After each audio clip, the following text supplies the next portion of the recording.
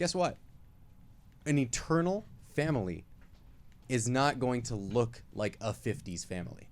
We admit, I think, as a society that we have a problem with violence in America, and we legitimately have this document saying that we're going to see that happen, right? Yeah. We have a bunch of research that we wanted to share in tandem with this to talk about the way that fatherlessness affects homes, you know, and the way that it affects violent behavior and just leads to this horrifying stuff that we're seeing in our society now.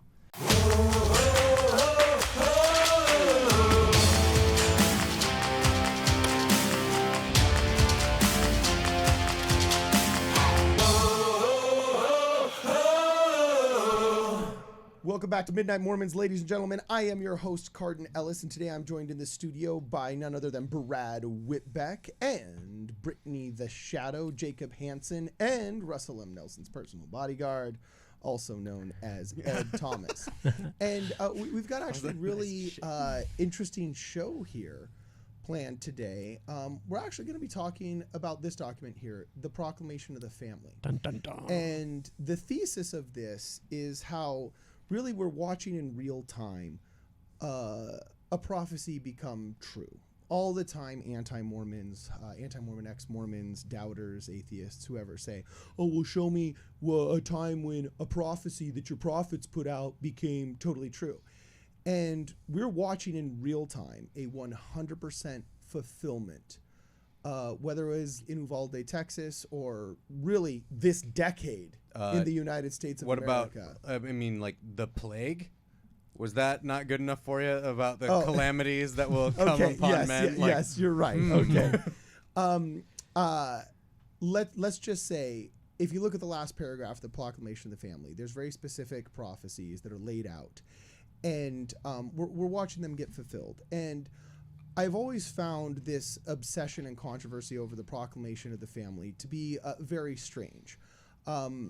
Basically, for those of you that aren't familiar, the Proclamation of the Family is basically a giant nothing burger that was written in 1996 that makes a bunch of just obvious claims akin to the following: that, hey, the best building blocks of society are families and family units. And the general bell curve of the family looks kind of like this and should be treated a little kind of like that. And as long as we can all do a good job of just making sure we cultivate these bricks that we build the house of our society out of, we should all live pretty awesome lives. And if we don't, our society as a whole will suffer from the following calamities. And they lay them out. Yet somehow this document has been lampooned as everything from homophobic to racist to patriarchal to colonialist to every pejorative you can think in the book. Yet here we are with some 20 plus, almost 30 years worth of data to look at and see if what these prophets, seers and revelators, dare I say, that wrote this document, let's see if they were right. Let's take a 25-year look at the Proclamation of the Family, the Family, a Proclamation of the World, and see if we're not living in real time the Pride cycle, and if this giant nothing burger of obviousness actually deserves a second look and a renewal, shall we say. So, Brad, first off, as the sensitive one of the bunch and the diversity reader of everything that I say, where do I go wrong before we dive in? I just want to say, like, for starters, there's, if you have any questions about the Family Proclamation of the World, just read it. It's not that long. Like, it's a very, very simple document, and it's very straightforward. We have the document here highlighted in a couple of places that I think are really important, and particularly... You want to dive into the first one? Should we just go over the highlighted sections? What do you think? I think that these are ones that are really particularly... Topical? Yeah, topical to what's been going on with, like, the school shootings and things like that. And then we'll have just kind of like straight up facts that we've gleaned from these different organizations. Because we admit, I think, as a society, that we have a problem with violence in America, and we legitimately have this document saying that we're going to see that happen. But here we have, starting off in our highlights, parents have a sacred duty to rear their children in love and righteousness, to provide for their physical and spiritual needs, and to teach them to love and serve one another, observe the commandments of God, and be law-abiding citizens wherever they live. Husbands and wives, mothers and fathers will be held accountable before God for the discharge of these obligations. And I think this is a really, really solid place to start, because it's like, if we did just this, we would get rid of the vast majority of the problems that we're seeing right now with violence among young people against one another. If we had families functioning in our society as they should, and if they were helping teach their kids how to be actually good law-abiding citizens, that would solve this problem. And I know that that's something that's like, oh yeah, well, we can't fix that right now, but like, this is a 25-year-old document. It's been around. Yeah, and it continues to say, children are entitled to birth within the bonds of matrimony and to be reared by a father and mother. Skip down, it says, in these sacred responsibility, fathers and mothers are obligated to help one another as equal partners. Extended families should lend support when needed. And then finally, we warn that individuals who violate covenants of chastity, who abuse spouse or offspring, or fail to fulfill family responsibilities will one day stand accountable before God. And then further, I mean, they made a whole entire other sentence for this. We warn that the disintegration of the family will bring upon individuals, communities, and nations the calamities foretold by ancient and modern prophets. Mm-hmm. And here we are, only 20 some odd years after Columbine, when Columbine was considered the unspeakable. Now it happened at my son's high school. Like, my son's high school was high. You know what I'm saying? And so this is now, I don't want to be disrespectful, but like a thing. It's I don't know how else to describe it in colloquial terms other than this is happening now. So anyway, I can tell you want to jump in. Jacob, hit it. I was just going to say that I think you underplayed the Family Proclamation a little bit when you say that, it's just kind of all this obvious stuff that we already know. And I think to some extent, sort of theologically it's true. But it hits on certain things that I think are really profound. And it says in the Family Proclamation, a very sort of controversial line that some people have is this idea that fathers preside. Well, one of the things that I've found as I've kind of looked into, okay, well, what does this mean? Is young men need older, I guess to put it this way. It isn't that we're looking for a man to preside necessarily like over his women, lording over his house like some kind of tyrant. Yep. But rather that the male in the house presiding has an immense effect, I know for a fact, on young men. Yes. Okay? 100%. If a young man does not have for lack of a better term, an alpha male that is a stable, good role model for them, they will seek an alpha male to model themselves after. This is just what males do. One of the worst aspects of calling masculinity toxic, I noticed, as a huge advocate for solid public educators and the child of a 30-some-odd-year veteran of the public education system, is the mass exodus of good, solid male teachers from the most politically you call it left-leaning, religiously you call it secularized world of education. And young men need solid male role models. Oftentimes their first male role models, especially if they come from difficult family situations, are teachers. And we have completely disincentivized solid male teachers in our society. But even that's a backup plan. And I think one of the things that I want to point out in what you're talking about here, Jacob, is right in the second to last paragraph here, we warn that individuals who violate covenants of chastity, who abuse spouse or offspring, I think that is the thing that gets like characterized. People are like, oh, you have men and women having separate roles. That means the man's automatically going to be abusive. It's like, no, that's specifically called out as something not to be done here, right? Mm-hmm. Yeah. That is something specifically mentioned that we should not be doing. And I think that that's super important because, like you're saying, we need an authoritative father figure in people's homes to help them. That is something that is not just us saying this either, right? Yeah. We have a bunch of research that we wanted to share in tandem with this to talk about the way that fatherlessness affects homes, you know, and the way that it affects violent behavior and just leads to this horrifying stuff that we're seeing in our society now. Well, yeah. Right.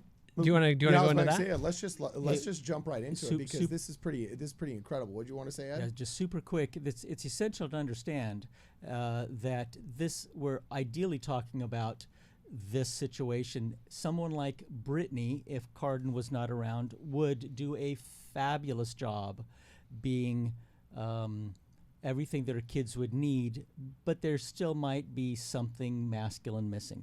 I was raised by a single mother. Quake was raised by a single mother, and I know that I had a single mother for the first 5 years. Yeah, of my life, so in a world population, it's really important that you listeners, viewers, kind of just chill a little bit and listen to this. Yeah. And not be so defensive. Because this isn't here to say that like this is a result of single mothers, right? That's exactly right. This That's is- exactly I feel right. like this this is is- all the hedging that you have to do because the intersectional political left has browbeaten anything traditional for the past 30 years into having to apologize for sins it hasn't committed. Right.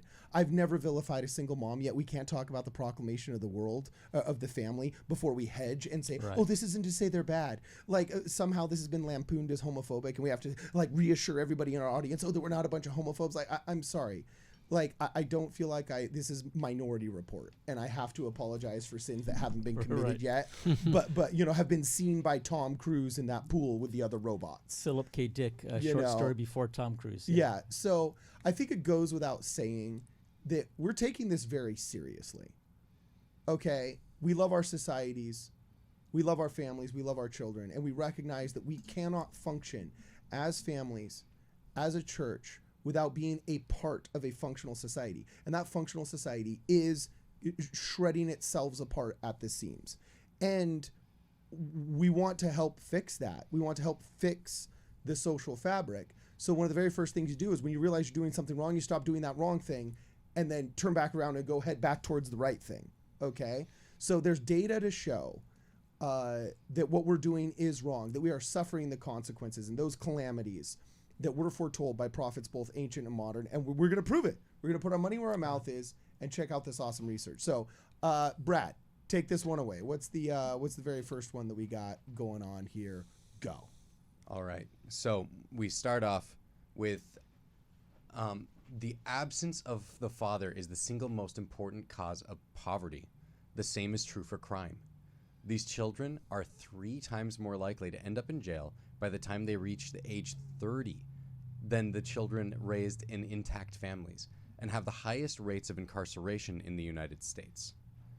Wow, that's brutal. And that was Professor, what was her name, from Fulton University, an expert in juvenile. In juvenile case law. Lynn Marie Combe was her name. Yeah, Yeah. And so like this she's no slouch. Yeah, this isn't our prophet saying we need men to step it up. Like this is a professor who studies juvenile case law, and I think that that's such an important thing for us to realize there. Okay, so keep going. Hold on, can I say something really fast? Yeah, hit it up. So I'm no professor, but I was an intern at Juvenile Hall my senior year of college at Oh, St. really? Anthony Juvenile Center. Almost every caseload I had, and I worked with boys ages about 11 to 18. Almost every single one of them came from a broken home. Yeah, and Almost every single one. the data supports that. And if you think about it, here's something that people don't take into account. Okay, you're a 14-year-old young man. You don't have a father in the home, and all of a sudden you want to go out with your friends. Your mom says no, and you say, "Well, I don't care, Mom."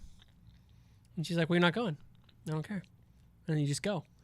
What's she gonna do? She physically can't do much. You're the exact same size, if not bigger or stronger than her. And what happens with a young man when they reach a certain age is start to realize, Mom doesn't really have any enforcement power on me.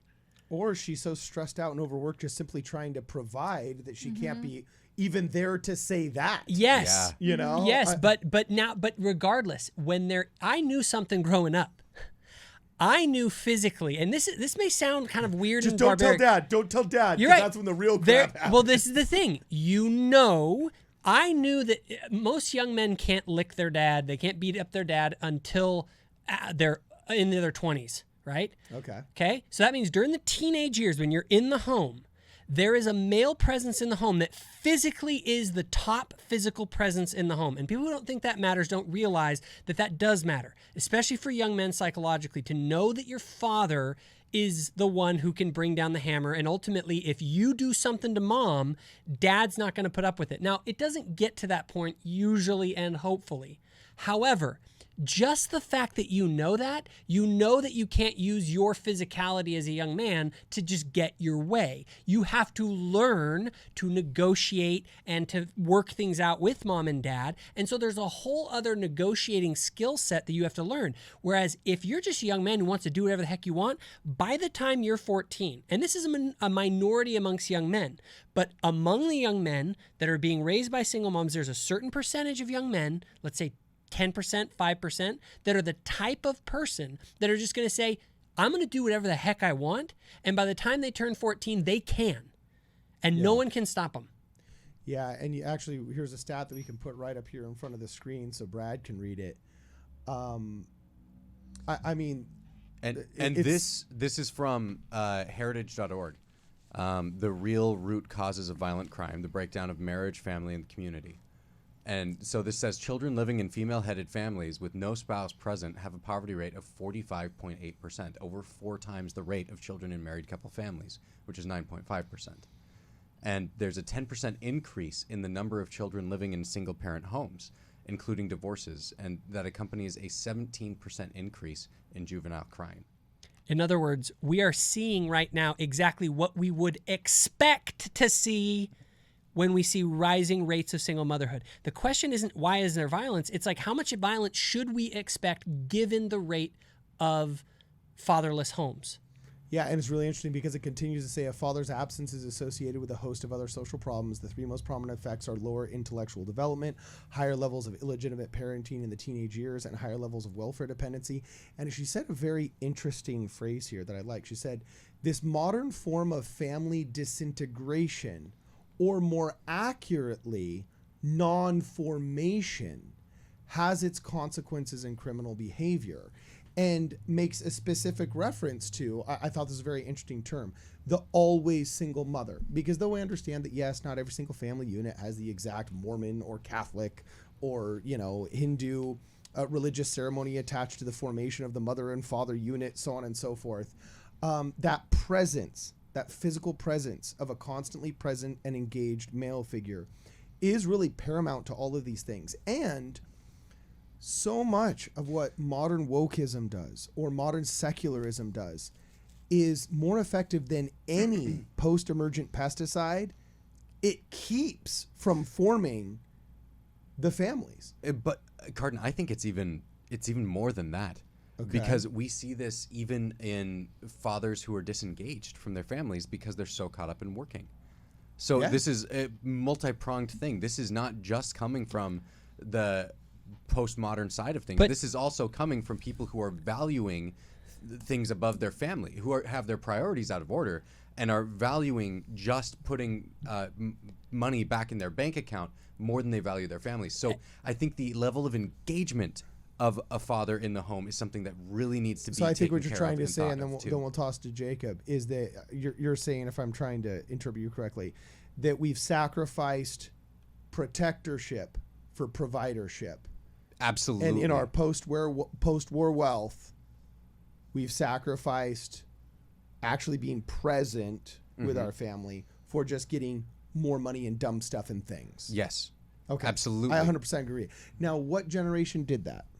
No, hey, we got Ed here as a diversity boomer. So anyway, keep going. Let's keep going kids, get off Jacob, my take lawn. the next one. Take the next one, my man. So I was going to say, I actually would push back a little bit on what you were saying about that men nowadays compared to the past are working more and more focused on career. I think that does happen. But, when I look at maybe the 80s, 90s, even 70s maybe, there was kind of that dad was always in the office. I think just our modern world has been able to give dads more time to be home to a certain extent. But what I do think has changed drastically is our view of masculinity itself. So men nowadays are lost. They are adrift.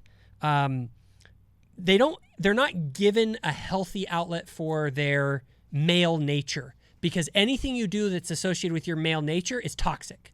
It's toxic masculinity. And what's really funny with that word toxic masculinity, whenever someone uses it, I ask them, please describe for me healthy masculinity. But now please describe healthy masculinity without using feminine terms, right? Mm-hmm.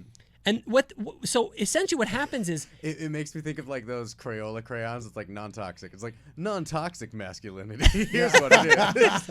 But the thing is, the non-toxic masculinity crayon would be sensitive, And it's that's not a masculine trait. The thing is that the problem they have is not actually with toxic masculinity. Yeah. It's literally with masculinity. The thing is the masculine characteristics, they need a healthy place to put them. Mm-hmm. They need a healthy outlet. If you don't have that, you don't get rid of the male nature. It just gets put out. It's going to get put out somewhere. Yeah. And so your sexual nature as a man should be put into the creation of a family. Your aggressiveness potentially should be put into aggressiveness in your career to achieve your goals, right? Your desire to fight and do that. You can outlet that in sports or in martial arts or in other things. And so there is this need to channel the male nature into somewhere healthy. And in the society that we live in, where do you do it? Where are the people talking about that? They're just saying you need to crush your male nature. You're toxically masculine. We need to get rid of anything that has masculinity in it because masculinity is toxic. Yeah. Well, read the thing on your screen, Brad. I think you stumbled upon the answer. Yeah, so a close, intense relationship between a boy and his father prevents hostility and inappropriate aggressiveness. Yeah, and this is from the Psychiatric Institute in the University of Pittsburgh School of Medicine. I mean, this isn't some kind of 1970s ensign article that we pulled out of our Uncle Steven's coffee table while helping him move, okay? This is a Psychiatric Institute of the University of Pittsburgh School of Medicine saying a close and intense relationship between a boy and his father prevents exactly what Jacob said. The hostility and inappropriate aggressiveness. Because honestly, I think we give media too much credit for their control in our lives. Yeah. Just ignore it. Spend time with your family. You'll fix the vast majority of your problems. Yeah, at least that's how we did it before the media became the media in the 1960s. For the first, 8,000 years of humankind's existence. Mm-hmm. Right. So men are going to model themselves, young men as they grow up, they're going to model themselves almost always after another male.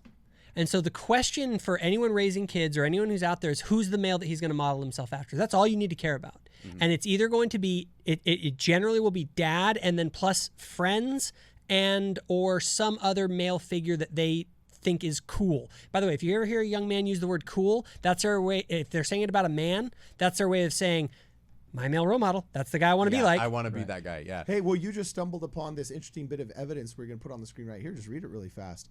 We're going over adverse outcomes of this lack of masculine presence or understanding of masculinity in the home.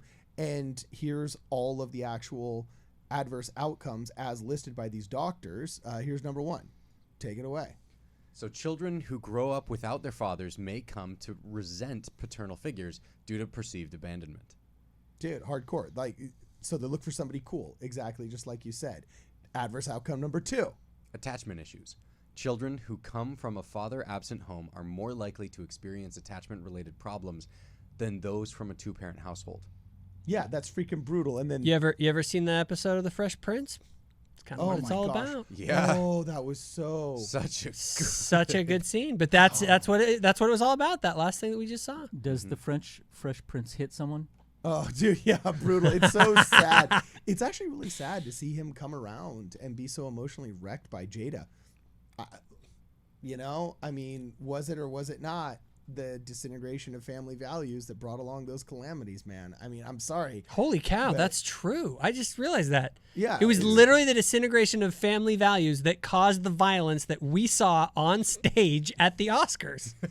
Yeah. Like literally, you can see it right there. Oh shoot, yeah. Yeah, that's actually going to be used during our intro, and there's no way of me giving myself credit for it because you said it better than I did the second time around. So, you know what I'm saying? For those of us that watch the intro on that, in fact, I'm going to put that in the intro, make these little notes right here. And it was good. that's nothing new to most of us that know you, by the way. So, yeah. So, Hold on, anyway. I'm gonna say something salty Do it. against the church.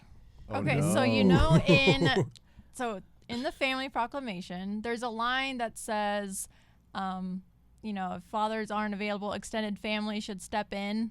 Yeah, You see what I'm extended saying family that? should lend Okay. support when needed. It's Yes. right there. So, in a way, our ward family is like extended family, right? We can make that comparison.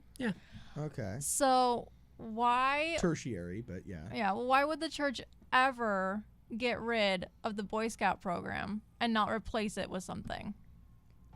Dude, Well- you're speaking my language. I mean, look at what the Boy Scout program was doing, and I think if ministering is being done right, it wouldn't be a problem.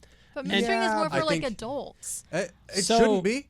So Yeah. here's the thing. No, but also ministering is not a weekly present with measurable quantifiers and advancements and You're right. It scout should be camps tailored everywhere. exactly to the needs of the families that you're talking to. Okay, but So I think if I you, think as a Brittany's minister, right. We were promised a replacement and told to stand by because a replacement's coming. And there were times where they even disclosed what some of those replacements would be, and it was going to be like a duty to God program that was robust enough that it was basically a replacement for the scouts, similar to the way that the young women have an advancement program for the young women medallion. The guys were going to get an advancement program that was basically a robust duty to God, and we never got it.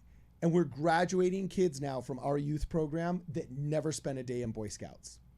It's the first generation in our church in 100 some odd years that is raised without any Boy Scouts. And we wonder why they're all addicted to their phones during freaking sacrament meeting. So I will little bit of a chime in on that. So I've been working with the youth or at least I was probably for almost a decade, and both in the capacity as Young Men's president in the old program, and then basically as soon as the Young Men's program ended, I got released by an apostle watching the conference, and then I got moved into the bishopric to work with the youth when that change happened, and so I got to see both sides of it, and there were structures that they're trying to put together with the goals that the young men are supposed to set. It's supposed to be much more personalized. With that said, though, we had railroad tracks with the Boy Scout program. Yeah, there was structure, and creative people need structure, and young men need structure. And- And now we have a structuralist. Bleh. But we should at the local levels be putting in place some kind of structure. Like I had the idea, I thought that they should at the local level. I think if I were in a position where I could do this, I would say, look, call someone in your ward who their entire calling is to put together 3 just awesome young men activities, meaning like a multi-day, like the high adventure trips, which we all remembered, which were just amazing. Which sounds a lot like a program.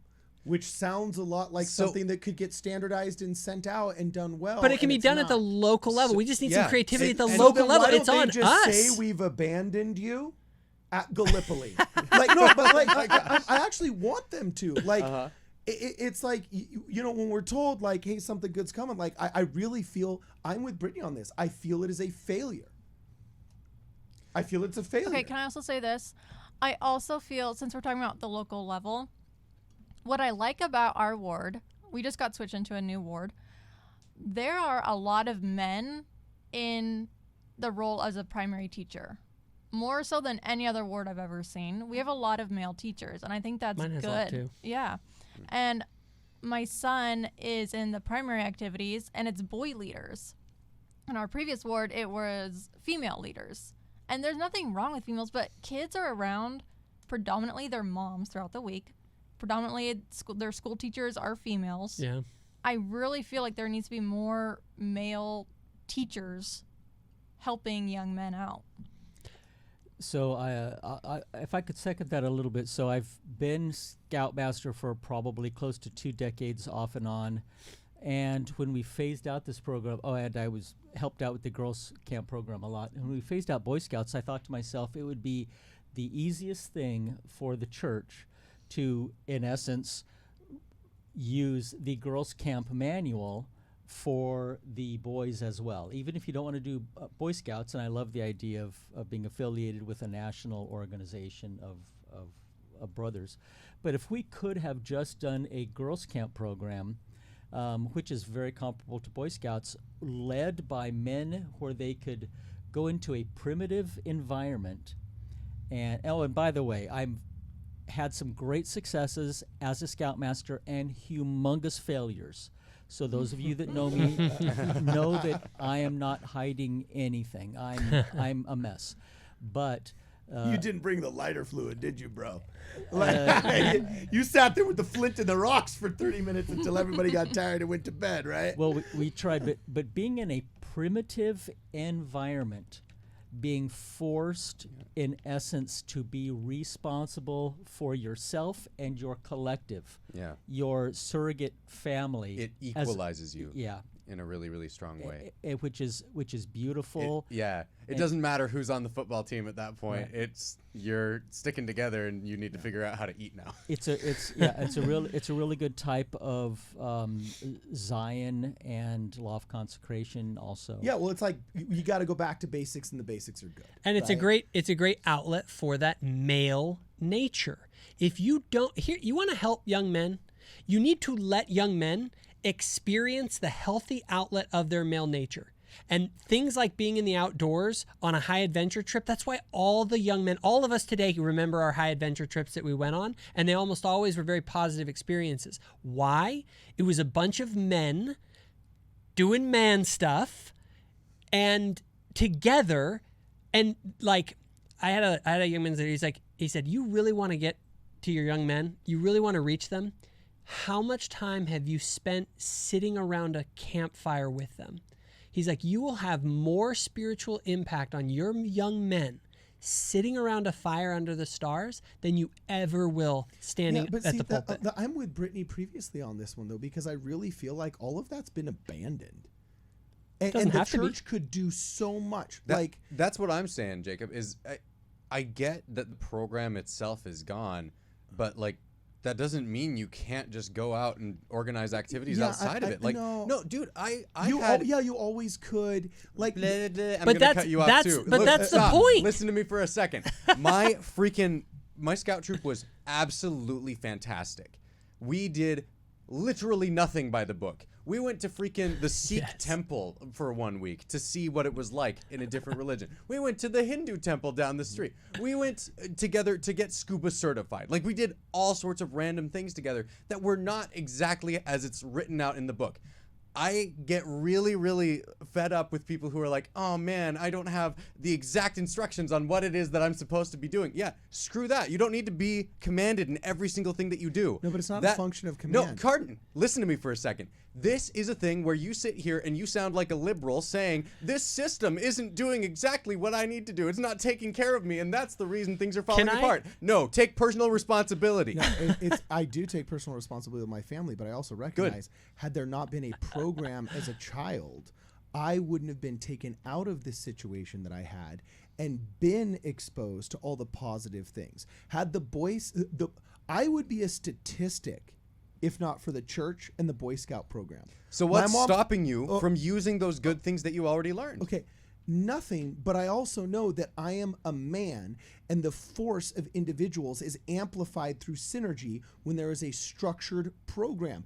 And I believe, just as I know you do, because we've talked about this in conversations, that incompetence is its own form of apostasy.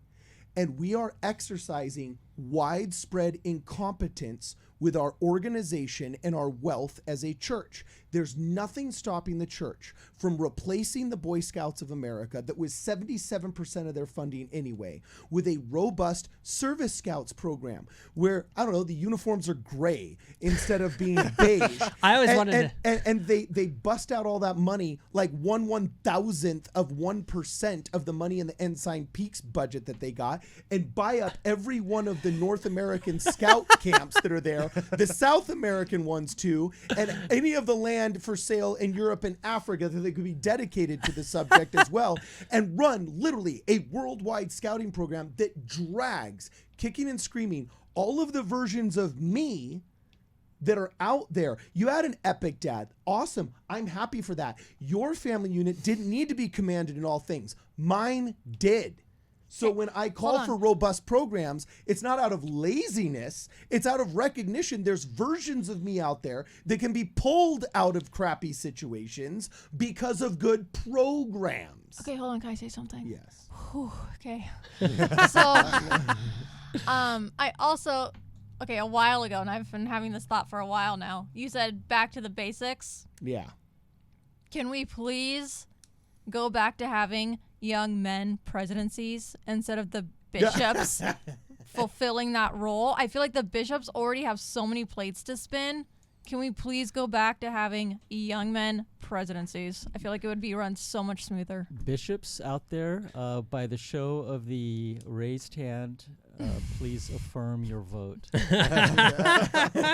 So I was going to say, I think if they bring back, if we're going to start up a new scouting program, I think the fundamentalist Boy Scouts of America, where we do it like the old school with the cool old uniforms. Come on. You want the short shorts back, don't you? I want the cool like hats. like military style ones. But no, Okay, let's burn through these. But real quick. So to referee kind of between you guys, I agree, Carden. The structure side of it does seem to be lacking, and I do feel like there needs to be something. And I actually feel like something is coming. I don't think the church is just going to leave it the way that it is.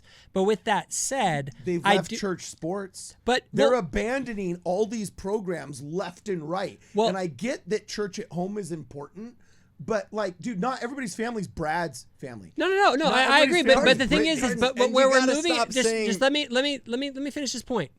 But what I think is happening with the entire ministry model of the church is to try and move the center of creativity away from the institutional church, meaning like Salt Lake City, and move it into the local stakes and local levels of the church, because at that level, you have the resources there. And those people are looking to Salt Lake saying, oh, tell us what to do. And I'm saying is I don't think that's right. I think the world, as the church diversifies across the world into these vast environments that the brethren are aware of, that us in our little North American world don't know about. There's, in my opinion, this are they? You don't think the fact that we have an average age in the quorum of the 12 apostles of like 70 or 80 that are on great grandchildren now or whatever, you don't have a kind of a small sense that now that it's not their immediate children or their immediate grandchildren benefiting from these programs, that they've kind of forgotten about a little bit?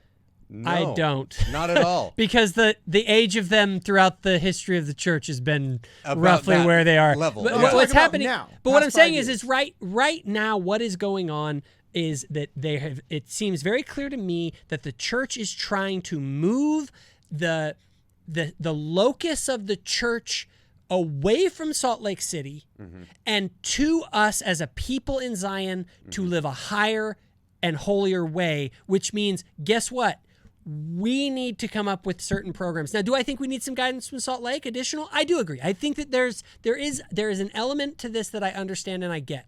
But there also is something that I also agree that we can't be as a church constantly looking farther up the chain. At some point, we need to take the initiative and we need to create something better.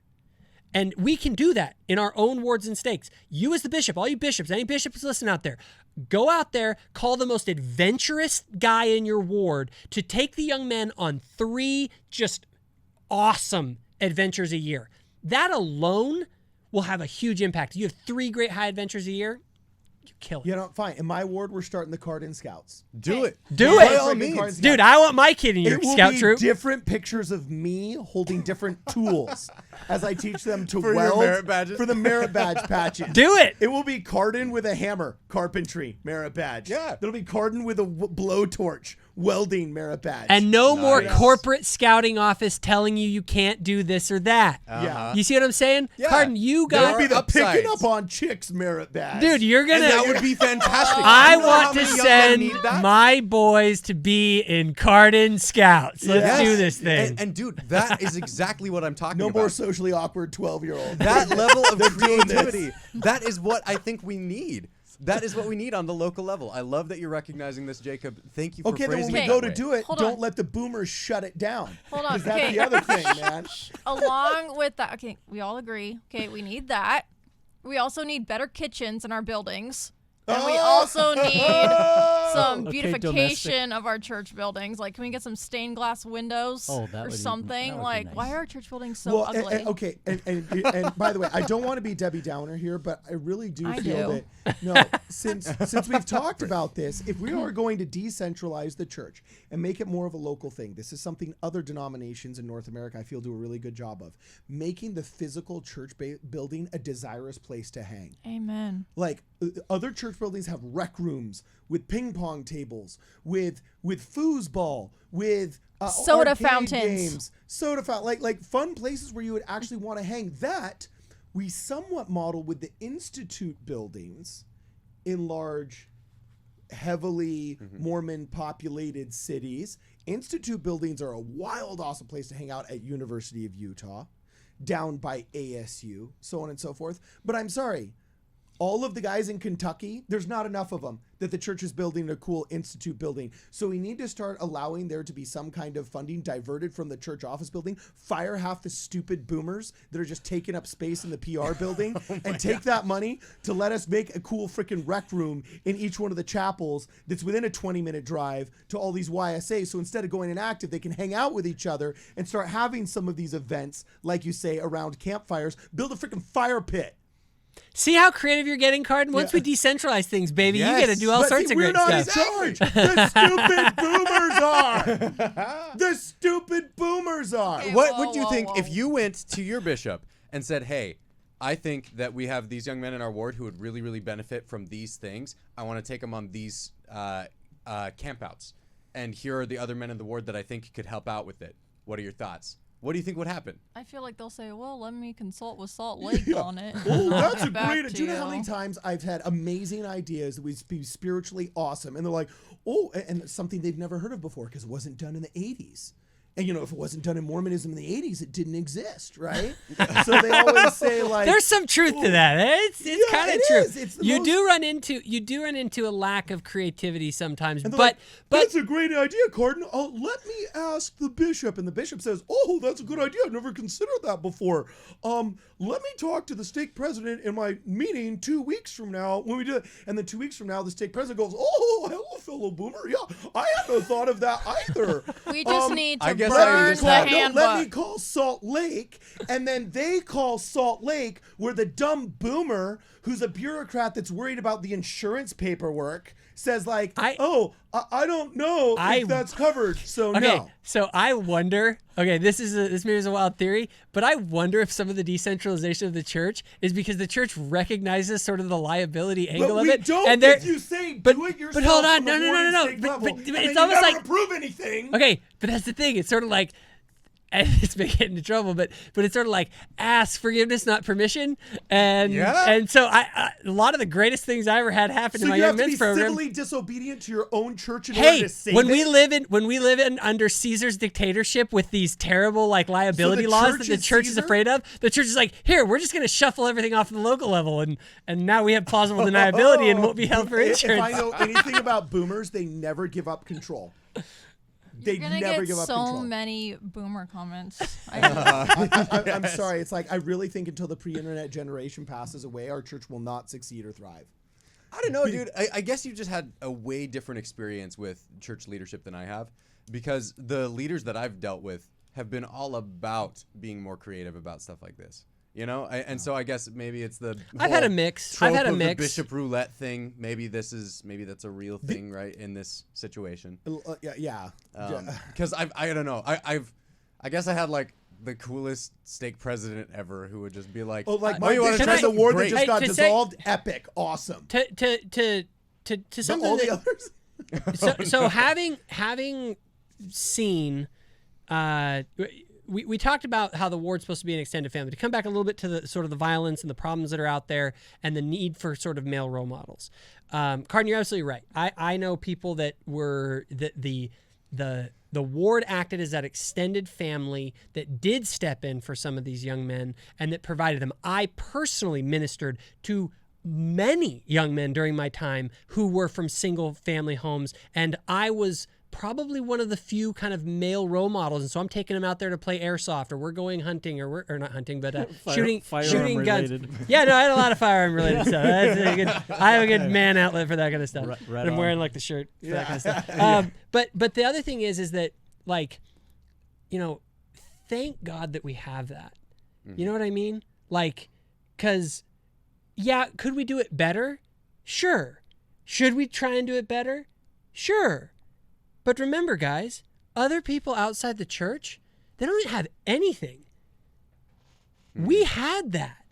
Yeah. And it still exists. And let me tell you, for any of the issues that we have with the Scout program, okay, young men in my young men's program that I was involved with, I'm still close with those young men.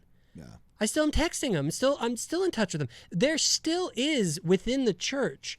It's not like just because the scouting program went away that there are not men who are ministering to these young men in really great ways. And I've seen it firsthand. So while I think there is room for us to say, hey, there's some aspects of the young men's program that could be improved, I think we need to be very careful that the listeners don't get the impression that the church is so far off the rails that like they've abandoned the young men, because they have not. Yep. And I was there, and I've been with those young men, and I have taken them to dinner, and I have helped them in certain situations, and it was some of the most beautiful experiences that I've had in my life. So are you boomer adjacent? No. Maybe. No, he's what's called right, Cardin. That's funny. He's All right. But I will say, but I also don't want to take away from the fact that there is a legitimate thing to be said that we need more creativity. We do need to have programs that are implemented to create a structure, because I do think it's too loose right now. And the best thing that we can do is recognize what the problem is, see if there's any solutions that we can ask for, and then do everything in our power to fix it ourselves. All right. And- Let's. Oh, yeah. sorry. No, I was going going to say burn through. You said let's recognize the problem. Burn through the rest of these adverse outcomes. Yeah, And then so- we'll finish that up. adverse outcome 3 of fatherlessness in the home, child abuse.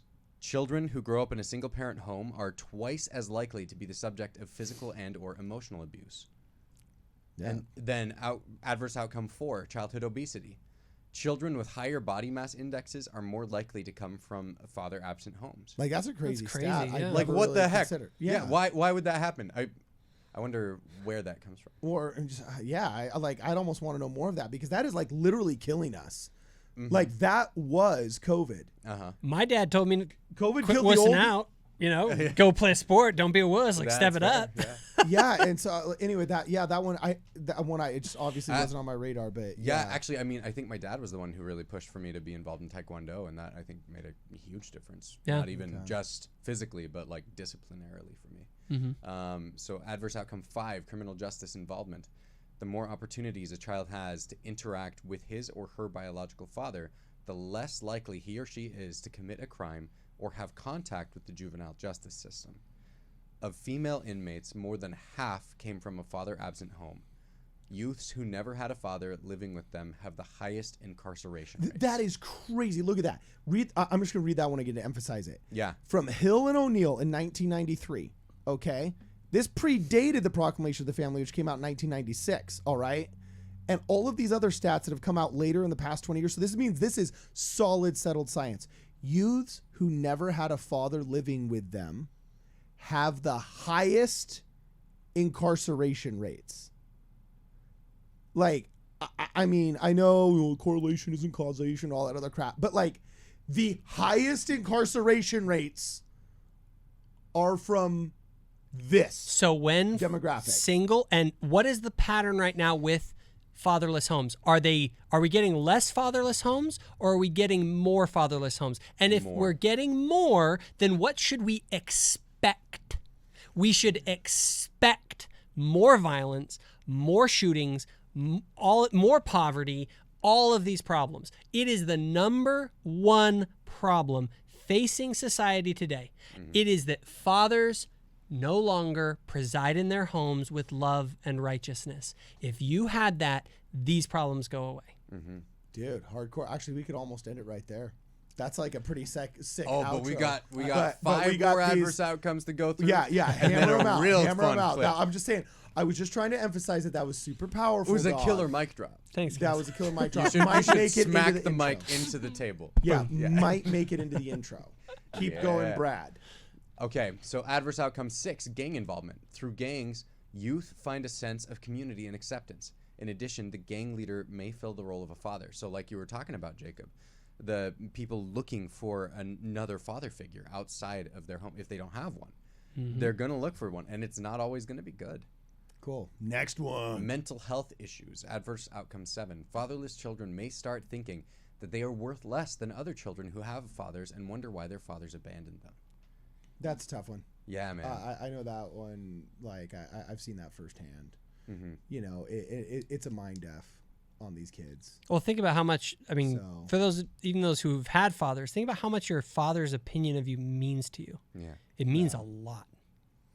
Yeah, it was kind of crazy. I mean, I even noticed that firsthand, like wondering like why my biological father didn't talk to me more, and having that effect, like me wondering, was it because like I'm not worth it to you somehow, like F you, and it more of just like I was lucky. I have a phenomenal, like the guy that I say is my dad is actually technically my stepfather. Since I look so much like my mom and my stepdad's freaking 6'5" giant, people just assume we're like, you know, the original family unit. Yeah. You know what I'm saying? But yeah, even though our last names are different, people just like don't pick up on that. And can I You say know what I'm for saying? the record, Grandpa Craig, I thought was your father, and your mom I thought was your sister.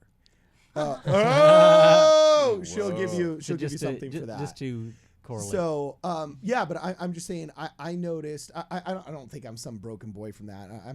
I'm so lucky that at a very early age, my stepfather came in as a father and did everything within his power to do the best with me that he could. And that saved me also from being a statistic.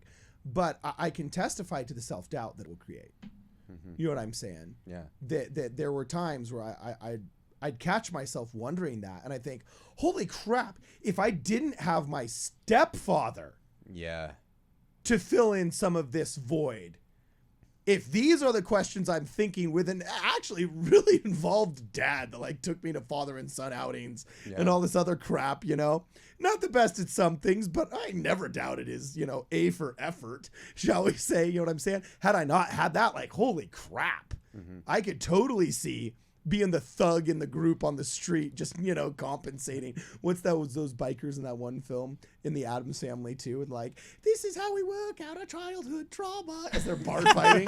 You know what I'm saying? So like, yeah, I could totally see that. That's Anyway, awesome. I love it. yeah, it's pretty rad. So let's keep going. Okay. Brad. Adverse outcome 8, poor school performance. Children who come from a father-absent home are more likely to drop out of school when compared to children who live in a 2-parent household. Jeez. I mean, that's pretty self-explanatory right Yeah. there. And then poverty and homelessness. According to the U.S. Census Bureau in 2011, children from absent father homes are 4 times more likely to be living in poverty. Dude, that's 4 times. And first off, I worked that census, so you're welcome. Okay, you're welcome. In Gramercy, New York, it was a rich part of town, and they couldn't find enough census workers because everybody was millionaires. So when they found me, this poor guy that was living in this dude's apartment, you know what I'm saying? They're like, "Oh, hey, come work for us." I'm like, $28 an hour, sweet. You know what I'm saying? But can you yeah, imagine, like 4 times. That's crazy. Why are we as a society not focused more on this, where we have a very clear 4 times more likely? Political incentives. That's Yeah. what it is. But we gotta stop the social letting that get in the way. Like, but we that have to no. But stop letting that is the way the political systems are designed, is that they incentivize people to respond to the political incentives that they have. And there is no political incentive currently within the way that the kind of political dynamic is to address these issues directly, because you can get more political clout by basically playing on victimhood. Yeah. And so you blame other people. You don't say, hey, Yeah. it's because your family's broken. You say it's because of the patriarchy and everything else. Yeah, and I don't Which is think... funny, the patriarchy is the exact thing we're missing. We're missing the fathers. And I what are we feel like- talking about? I feel like neither party is doing anything meaningful to help with this. Yeah. You know? So adverse outcome 10, substance use. Children who grow up in a home where a father is not present are at greater risk for abusing alcohol and other drugs. Dude, including the freaking SSRIs that they pump into everybody. Like, I mean, Yeah, I wonder if question they studied yourself, that. and then they call it anxiety, and then before you're 16, you're already on 2 years prescriptions of SSRIs that are already making you a potentially more obese person, even more obese, which is just leading to heart failure, which makes it so you can't go do those hikes even more. I mean, we're screwing these kids up as dope fiends by the time they're 21 years old, and wondering why they end up in prison. And I wonder what the stat would look like now if we were to try to find what percentage of kids in fatherless homes were on SSRIs because of all of the other things that we've just seen. You know, For the audience members who don't know what an SSRI is. Oh, It's a selective serotonin reuptake reuptake inhibitors. So these are antidepressant medications. Gotcha. Like Prozac. Like, Zoloft. yes. Like, I think that we see this very, very strong pattern that your quality of life is going to be far better, objectively better, if you have a father in the home. That's very clear from the data that we just shared and went over. And I am blown away that we as a society aren't doing more to try to fix this and try to encourage this. It's funny because it's like everyone behind the scenes is like, kind of like, yeah, that's a big problem when you talk to them about it. But no one's out actually doing something except for the Church of Jesus Christ of Latter-day Saints, whose literal core doctrine is like family and like adopt your responsibility. Oh, priesthood holders. Why do we have a priesthood? Well, what is it doing? It's taking men and it's saying, hey, you guys have certain responsibilities and a role to play within society and the community. And you need to be righteous presiders and providers and protectors. And you need to mentor the next rising generation. But society generally, no, they don't do that. And in fact, they attack the family. They attack the church, which is the one institution that's actually, well, I won't say the only institution, but is a key institution trying to strengthen the exact thing that will resolve all of these problems we're talking about. Yeah, and I know we got to finish up here soon because we've already gone over our time, but this has kind of actually blown my mind. And this is why we really need to fight this political correctness, woke garbage narratives that exist, because I mean, our society is literally eating itself alive and killing it. And we have seen nothing but stats here that show all of the values in the Proclamation of the Family are the solution, all right? However, I'll be honest with you, this is the first time I've read from beginning to end the Proclamation of the Family in like a long time. Probably since my mission when I had to give it to somebody or something like that, okay? Yeah. And, you know, I know that somehow it's developed some online reputation as being, oh, it's homophobic, or oh, it's colonialist, or oh, it's patriarchal, whatever that generic term means, okay? That we have to be absolutely non-tolerant of any of those narratives anymore, because there's nothing that I have read here. There's nothing that I have read here that is not absolute, hard as fact science contributing to what is our rapid and horribly violent decline. Like, I don't even know what to title this thumbnail other than what? Because we didn't follow the Proclamation of the Family for 25 years. We now live in a violent society and can only expect more. Mm-hmm. And Cardin, this is the new normal. I want to add again, on top of the things that you're talking about with like the woke ideology, we need to stop being so materialistic as a people. This isn't just a problem that's political in nature. This is something where if we are valuing our jobs and our careers over our families, we are failing as fathers. And I think we need to do what we can to break out of paradigms that are not useful or good for us. And I think there are some of those that are even like rooted in the whole like father's the breadwinner and the 50s dynamic of everything. And it's like father's going out and earning the bread and then comes back home. But way too often that turns into the dad doesn't even interact with his kids. And so I think that we need to make sure that we don't go to the extremes on either of those sides, because guess what? An eternal family is not going to look like a 50s family. God has a divine ideal that we should be striving for, not something in the past that we've already had. This is something that we need to be striving for and praying with our families to determine what that looks like.